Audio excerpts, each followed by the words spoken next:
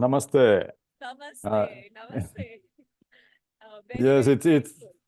yes, it's my pleasure to be here, and I'm very happy to share my experience and some ideas about the leadership of the school, because the main thing what is normally forgotten is that what is the main goal of the education system and schools, and that is that the education system needs to build the competencies, skills for the next generation.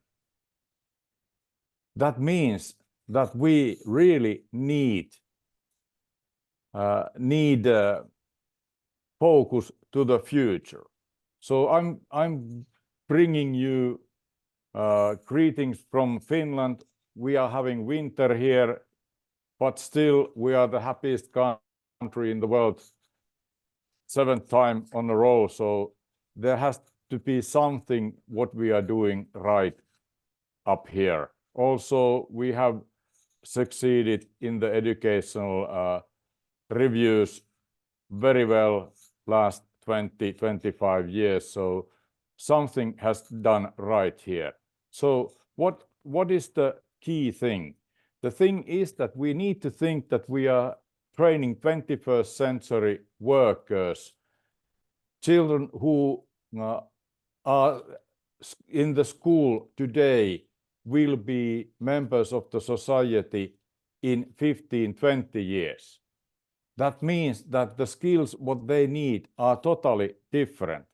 So are we training the 21st century workers with 20th century teacher training in 19th century learning environments? Are the classroom looking like this? This is not for learning, because learning is communication. How can you communicate if you only see the back of the head of your fellow students? The children who are born this year will be members of the society in the peak of their career after 25, 40 years. So we have still 6 to 7 years time to develop the education system and schools that they need. So what he or she are going to be learning after 6 to 7 years. That is the main question when you are developing the school, the education system, and especially the content of the lessons. What kind of skills, what kind of competencies, what kind of knowledge the children will need. What happened in the beginning of 90s when the big change started was that we were transforming from the industrial age to the digital age, or information age, in what was said in the 90s.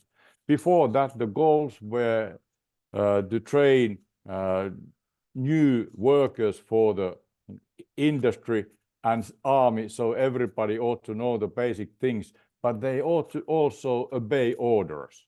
So they were like little soldiers in the school. But now in the 20th century, we have totally different learning skills what need to be taught to the children. That is also mentioned very deeply in the India New Educational Strategy 2020, which says that these new things ought to be implemented to the system. But the biggest challenge is that teachers are teaching like they have learned. Everybody is following their understanding. So what are the new goals of the education? Critical thinking, communication, collaboration, creativity, real life working skills. These are the main goals. So what is critical thinking? In the traditional school, everything was learned just in case. Everything was learned by heart. That meant that if somebody came in the middle of the night and waked you up and asked, what is the formula of acceleration? it comes from your brain like a flash. But today, if I ask you what is the capital city of Burundi, everybody takes their mobile and asks Google. So just in time, finding the right answers, finding the right ways to work, that is today. What is in the future after these 15 years? Artificial intelligence is coming very fast in every area of the life.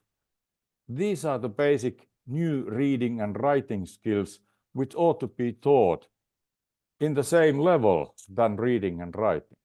Communication, just listen to the panel and the social media communication is still trying to find its right ways to understand and make the communication. So that means that children need to have these skills from the basic education up to the university, and it ought to be trained like reading and writing, collaboration, working together, and then creativity, very important thing. And the challenge from the educational part is that these are not subjects, but every subject teacher ought to teach these skills. And that is a challenge for every headmaster, every school administration person, how to train everybody in the staff to follow up these things. In Finland, we have been updating our curriculum from the 1994 every 4 or 5 years. And now we entered new subjects, things what every teacher ought to be teaching in 1980. So, and entrepreneurship, computational thinking, and robotics. And the next version of our curricula will have at least 2 new subjects, artificial intelligence, basic skills, and also working skills in virtual environments. So that is also the spirit of the new Indian educational strategy. So every school ought to take the responsibility to train the staff to follow this. So the vision of the future is the key to everything. Till 1990s, it was very easy to plan the world because the change was very small, very slow. In the 1990s started the big change of the whole world. And today, if we think what need to be taught, it's very complicated because the world today looks like this. The foretelling what's going to happen is very, very hard, but you have to focus on something. So you have to take the basic skills what need to be done. So what is there to manage in the school? So external managing, future orientation, visionary thinking. So following what is happening, what is needed is very important. And that is one key role of the headmaster, to look to the future. Internal management, organizational leading, and learning is very important. And then approach in the school leadership. Broad pedagogical leadership means that you can't anymore lead by yourself. You have to share your job and start working as a team, because nobody can't handle everything in the development system. And then the human element, understanding people in change, because the change from the traditional school ideas to the school which is focusing future is very, very big. So it's call for change. The future without planning is drifting, but the vision need to be there. And then you need to nominate what is the change, what is needed. And that is the first step. What the headmaster need to start to do is to think what is needed to change, and you have to set up some things and focus 5 to 10 years. So what will be there still the same elements in the curricula which will last the next 10, 15 years. Values and ethics, which may develop, what kind of things will happen, how the people will work, the leadership, is it keeping the same, is there going to be different kind of things, what is the future orientation, how we are focusing the future, what kind of internal development we need. The strategy in India demands every school to start very, very large or very, very wide training for the teachers. But what are there, what need to be trained? There are hundreds and hundreds of topics of training. So what are the things, what the staff and the headmaster need, and how they think about the learning path, how this school will develop as a learning environment. And of course, attitudes and understanding for change are transforming. And then more and more you need to focus on the customer orientation. So who are the customers of the school? Are they the children or are they the parents? Or is it the society? So these are the questions need to be asked and find the right kind of answers for this. So what kind of changes need for the students if they are the customers, or what kind of things have to be done and trained to the students, but also how the teachers are trained to teach these new things to the students. So is the mission and vision of the school current, or is it something old-fashioned, or what is the real goal for the work, what people are doing, and what are the strategies to build the curricula so it fits the national needs of the things. So Michelangelo's last words, "I'm still learning," are the things that there aren't any day you don't need to change. So what is the first change would I make if I were the principal? So the first step is to develop a vision, articulate as concrete as possible, and share the vision with desired desired change with staff and also with the society surrounding. And then you have to focus the need. What is needed that the development can be done? And then how you are going to do it? What is the practical means to achieve the vision? What kind of rewards are needed for the people who really put the effort for the change?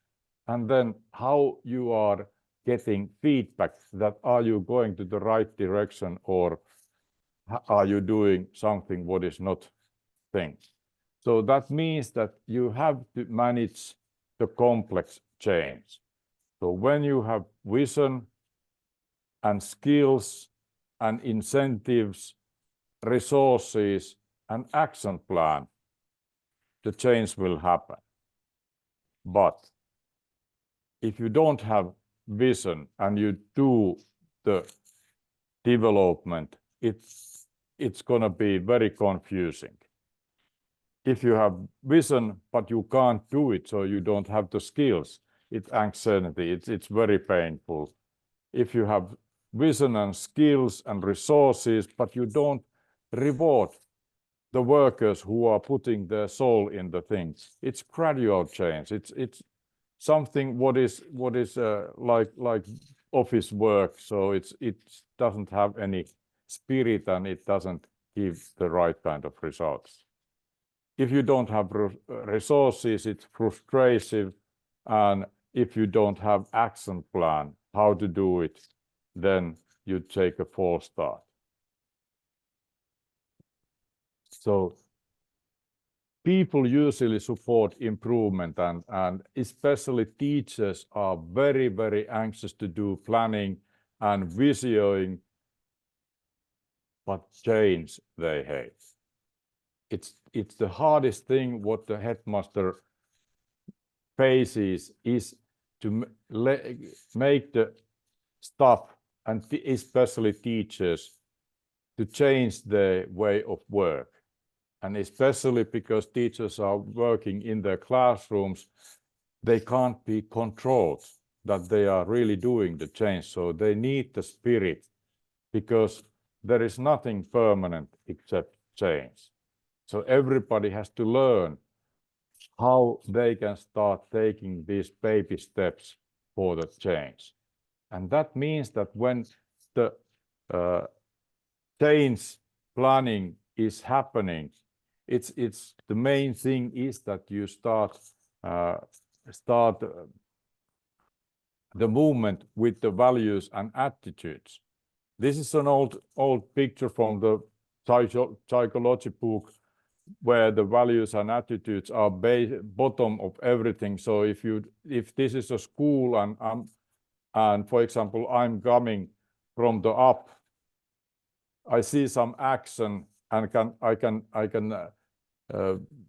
think that okay, they are based on some practices, but I can't see the curriculum, and especially I can't see the values and attitudes of the people.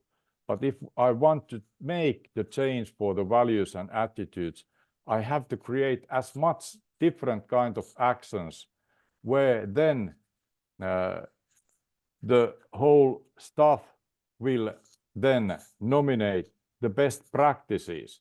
And when the best practices are implemented in the daily work, they can be written in the basis of curriculum. And after that, the whole organization's values and attitudes will change. So there aren't no one right way. You have to create as much action as possible, try out different kind of methods and ways, and then choose the best practices out of that. And then you need to justify them, writing them down as a school-based curricula or wherever, that in our school we are doing this and this and this. And then everybody will follow those things. The biggest challenge is that when you are trying out new things, is that when you start implementing the things in school, because there is huge lack of time, you only try once. But in the research, it said that there has to be 4 steps of implementation, because first time you try out, for example, a new pedagogical method, it means that if you are doing it first time, it's definitely first time for the students also. That means that nobody knows what's going to happen, and that always fails. Second time, everybody knows what's going to happen, but nobody knows the process. But then you get some kind of feedback how it's going to happen. Third time you are trying it out, everybody knows what's going to happen, how it's going to be, and everybody knows about the process. And then most of the students get to the goals, but after fourth implementation, you can say that, okay, everybody has possibility to achieve the set it goals, and then you can say, does it work or does it not work in your classroom or in your school? And this is very important, because normally in the school you try everything once, and because it doesn't work, you throw it away and you go back to the traditional way of doing. So when the group is developing, there are also 4 stages. Or in the beginning, everybody is very curious and very uncertain about these things. And that means that it brings the storming, so there is some kind of chaos in the leadership, emotional highs, and performing might get low because everybody is still trying out these things. But then when these things, after the fourth tryout, the rules are there for procedures, you are getting organized, it's the norming phase, and then you start to performing, so you get better and better results and mutual trust for the whole organization.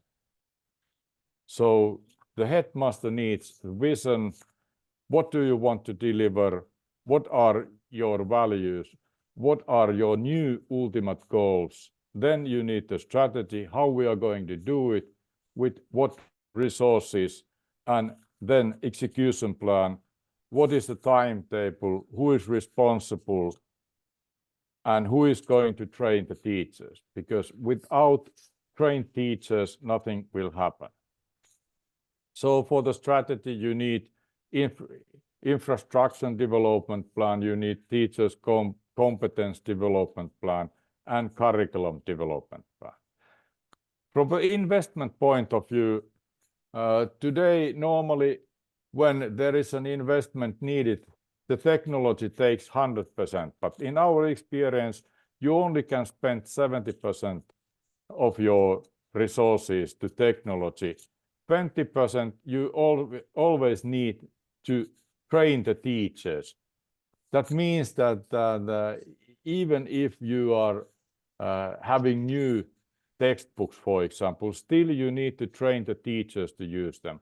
And then 10% of the resources you need to invest in curriculum development. So how this is fulfilling the needs of the curriculum, how it's done by the curriculum way. So let's skip this. So you need to start taking the small steps, and the journey of the 1,000 miles occurred one step at a time. And there's an old Chinese saying which says that every journey starts with the first step. If you don't take the first step, nothing will happen. So in strategy, you need to take these 3 things: technology, teacher training, and curriculum development. And if you are implementing something new, you also need to think about the support. How these new equipment, new pedagogical methods, how these new ways of working are supported, how the new information is gathered. And that means that you need to promote change in teachers' beliefs and assumptions.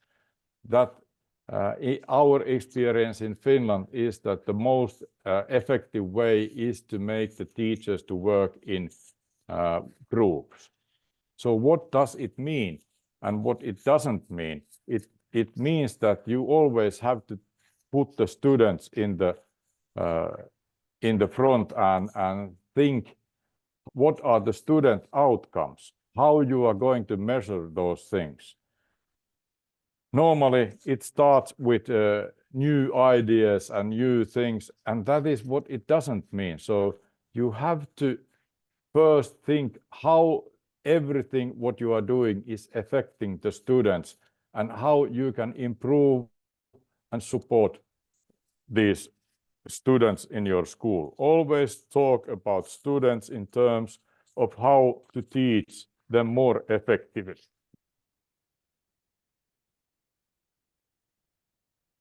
On the other hand, the teachers need multiple opportunities to learn and apply new knowledge. And that doesn't mean that the teachers are sending one-off workshops and then forgetting everything when they come back. But if somebody is going into training, in Finland we have a system where everybody who is getting training is responsible first to implement it in his own class with this 4-step method, and then share and train the colleagues. That means that in our system there are different topics or different contents, and there is a small group of teachers who are responsible of some area, for example, artificial intelligence or robotics. And they are responsible that they train themselves, but they also share the information after the trainings to the colleagues.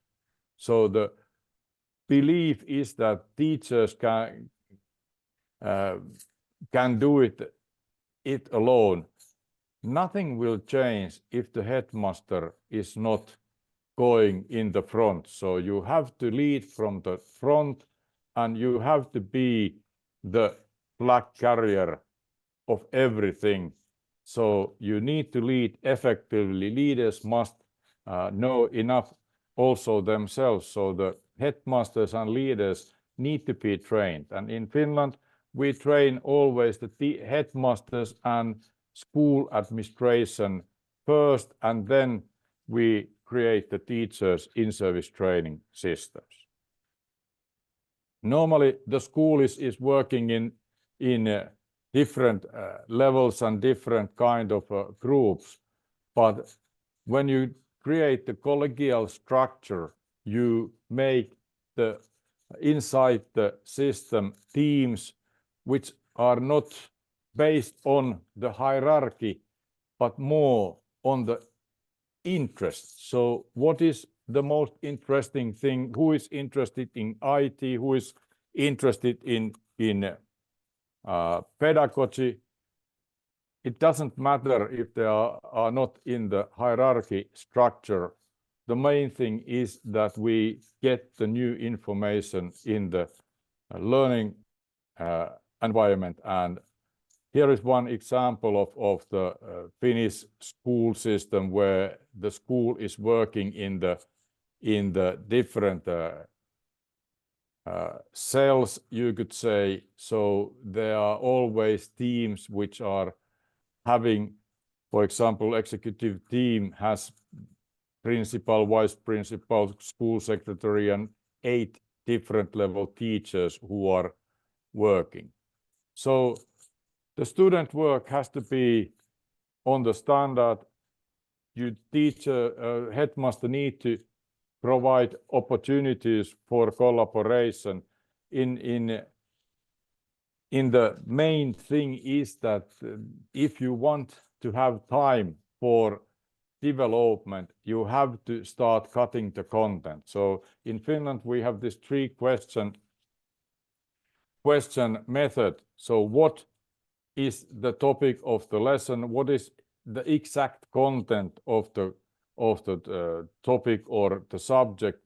What are the facts you need to be learned, and how it's connected with different subject or the real life? So when this is solved, then teacher thinks why this is important. Is it beneficial for the student, or is it only for test, or is it for real life, or is it because it's in the textbook? Is it for the future? And if there is no benefit for the student, then the content is thrown away. And then you think how this content is the best to teach and learn, and what is the most effective method for the students. and that means that the teacher has to do different kind of new kind of learning, lesson planning. So headmaster needs to provide opportunities for collaboration, and for example, this is one Finnish teacher's weekly schedule. All the brown areas are scheduled for time for teachers' meetings. So they are on the list, and teachers can have, all the teachers have in these phases time for meeting and working together and collaboration. And that is the big thing, that if these times are not scheduled, then the collaboration will disappear.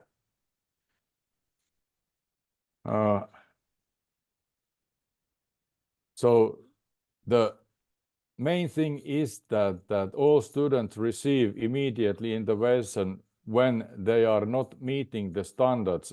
The support and special education is very important. In Finland, we have a slogan which says that nobody is left behind, and that's why we are using formative evaluation, because it gives the teacher information who has learned and who hasn't learned. And teachers need to collaborate in planning and utilize the plans and share the experiences, because when you are sharing the experiences, every teacher will learn. So you need two critical pieces: effective school leadership team, which needs to give simple instructions, and then you have to make a road plan for professional learning community. And remember the 4-step implementation. So if alphabet equals numbers, then knowledge equals 96% of development. Hard work equals 98% of, but attitude equals 100%. So attitude in the school is very, very important. I still have to say in the end that one of the rare places which still works like 50 years ago is our school. This is very long, very old saying. Sir Geoffrey Kane said it in the English Parliament in 1864. So there are some things what hasn't changed in the society for a long time. Here are some readings. You will see these. So there's a very new European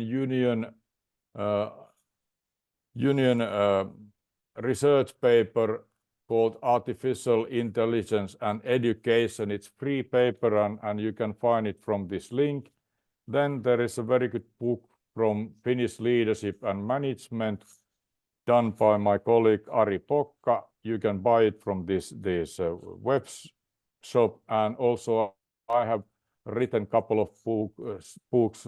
Teach Like a Finn, a textbook, is not the curriculum, which is about the Finnish attitude, and then Top Teacher, Teach Like a Finn, Vol. 2. It's more like a teaching and pedagogical guide how to teach the 21st century children in the right way. I'm also organizing visit to Finland, so welcome to Finland. We have had several tens of groups from India, so there are all the time people coming and seeing it for real in our schools. So thank you for your interest. I hope that you have some questions for me.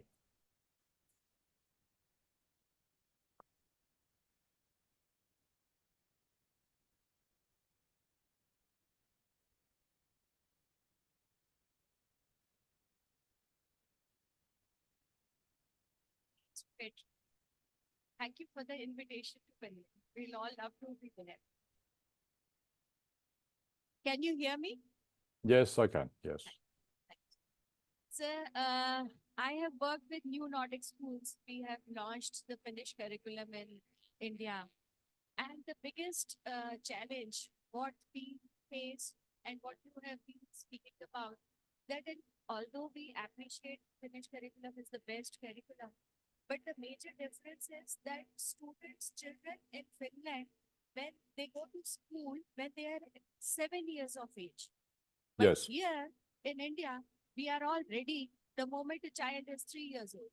We want that child to be in the school. So there is a huge difference between the culture from both the countries.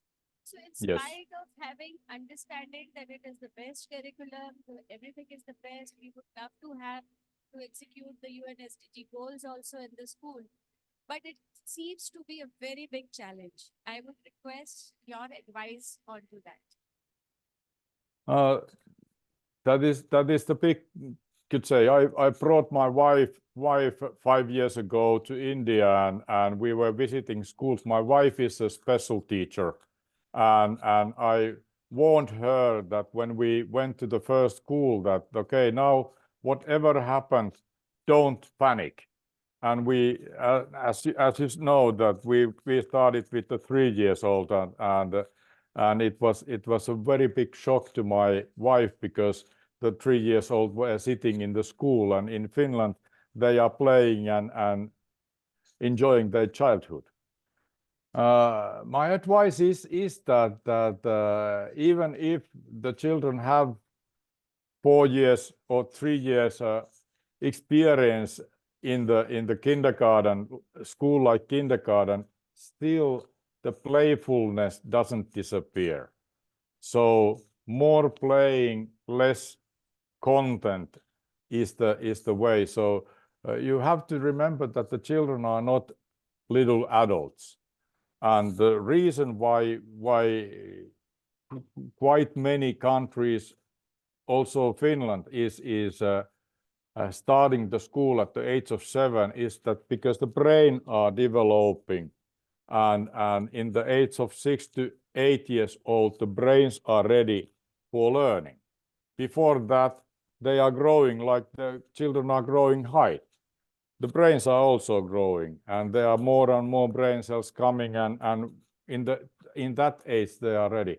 So you can start it all over again in the age of 7.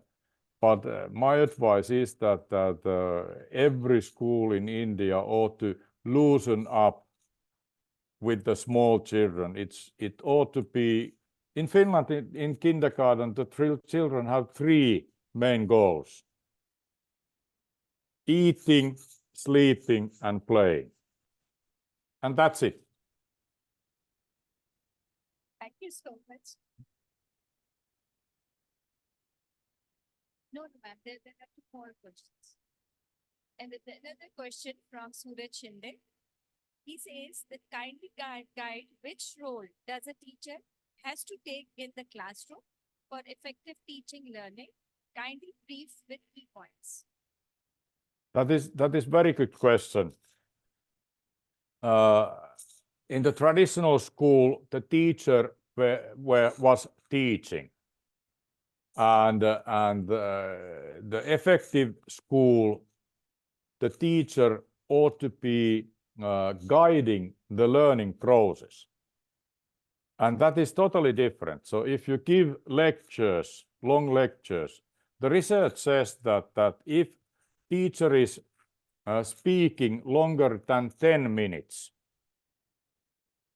it means that only 14% of children can listen after that. That means that if you have 30 students in your classroom, there are only 4 students who will follow the teaching, and 26 are dropping. So that is the first thing. You, as a teacher, you have to make your lessons so that you activate the students and let the students to learn. We are talking about learning to learn. Everybody knows that there are 21 different learning strategies, auditive, visual, and then 18 more.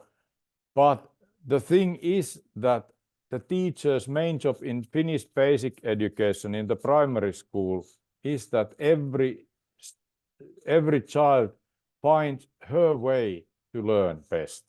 And that is supported, so the teacher's job, as said, nobody is left behind, is that everybody ought to find their own way how they can learn the best way. And for that, you need to practice different ways. So if you teach only by lecturing, only those who are auditive learners will say that, okay, this is good for us. And it's only less than 20% of the group.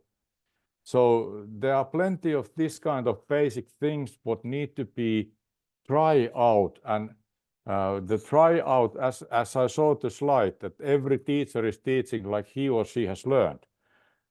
That is a huge, could say, bargain to learn off these old-fashioned ways and share the experience with colleagues so that everybody can then be actively trying out different things.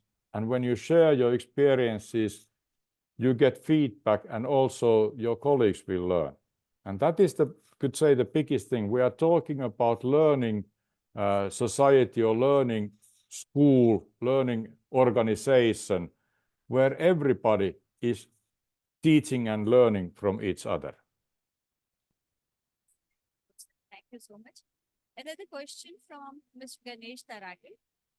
Dear sir, in the country like India, where a lot of importance is given to competitive exams and rote learning, considering examinations as a turning point for students, what would be possible ways to implement the education system of Finland and India? Please suggest. This is something that putting the airplane in the ocean, so it's as easy. Anyway, the main thing is that we have a slogan which says that less is more. So less content, more action. India education system is based on textbooks, and textbook is not the curriculum. But because teachers don't know better, they teach everything what is in the textbook. And then there will be the standardized testing, which only will test, could say, fraction of those things what the children have been taught. So I always give the advice that, okay, turn it around. Think what kind of questions, what kind of content are there in the standardized testing and national tests, and then start cutting the content and make time for learning to learn and learning the skills what the children really need in their future. They don't need these facts what they learn in the school today, because everything can be found here. And that is the way, that is the world where the children are being grown to. So this is the world where they are working. It's not the textbooks. The only place where people are using books anymore are libraries and schools. Thank you so much. The last question from the audience is Nikhil Jada. Usually it is observed that at college level, that is after class 10th, in class 11th and 12th, students seek no more options than either to make career in doctorate or in engineering. What will be your advice to the student for better career opportunities? This is very important question, and I would my advice would be that you widen these options for the students, because we have very small amount of lawyers and engineers and doctors in the society. it's only less than 5% of the whole people. So there are plenty of other professions where the students need to be let's say prepared, and that is something what I don't know. So what is the situation today in your schools? But in our schools we have study guidance already in the secondary school. So from the 7th grade to the 12th grade, the students get personal guiding. So they are presented what kind of possibilities with their abilities there are in the next level of education, and that study guiding at least giving the information that there are other possibilities than lawyers and doctors in the society where you can get your profession is the first step. But next step is that you open more these contents, that it supports also different kind of technological areas or other areas in the society where the children can then train them to be professionals. For the inputs, I believe Pitya ma'am also needs to have a word with you. Hi Petri, good morning to Hello, you. good morning. I'm so glad to talk to you because last year in February, I had visited your country, Finland, because one of those schools where I'm guiding them, consulting them, was wanting to start a Finnish system of education, and we have adopted it. There are about 9 Finnish people working over there.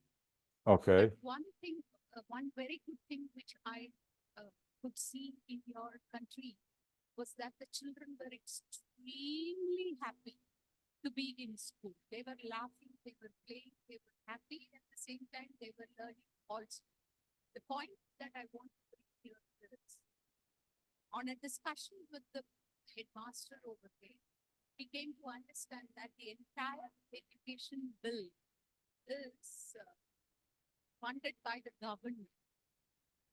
It is not there is no private education in the entire country.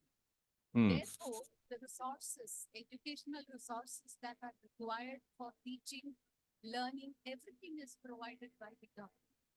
So the pain of paying the fees is not on the parents. So parents have no problem whether their children learn vocational training or regular training or whatever way of education, because it is not pinching them. Yes. The situation when we relate it to India, it is not so. Here, private institutions are there where the parents are putting the bill. So it becomes, it pinches them, and there is, as someone mentioned here, the competition is so very high. So how do you think we could bridge the gap, because your system of education is brilliant. It is one of the best in the world and the best I can see. But how do you think a country like India can adopt your systems and bridge this gap? The first thing is that as said many times, in Finland we work in teams. So everybody in the school, all the teachers are responsible of the teaching and responsible of the education. So that means that schools are working very home-like. And I always say that when I step into the school, I can say that am I coming to the office or at home. You can feel it. If the teachers are just teaching and being responsible of their own class or own subject and don't care about this collaboration and sharing the skills and competencies and supporting every child in the school, you can feel it. So as I said, attitude is the most important thing. If the children are happy, there is a very good research which says that only happy children learn. But the happiness comes from the staff and how the staff is working together. And that is very important. It's a question of the heart. And this is the last thing what I will tell you. The question what every teacher needs to ask is that, are the children in the school for you to teach? Or are you in the school for children to learn? And that is a question of the heart. Okay, thank you very much.